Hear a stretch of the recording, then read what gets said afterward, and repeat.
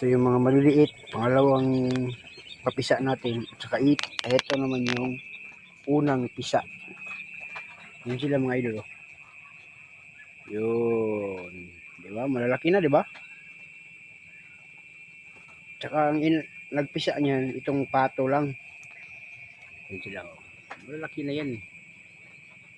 Dito kayo, dali. Dito. Tsaka madami tayong pato dito mga idol. Yung pato natin na babae dito is siyam. Kasama yan. Ito sila. Yan, 3, 4, 5. Si Cholo yan. Aso yan mga idol. Si Cholo yan.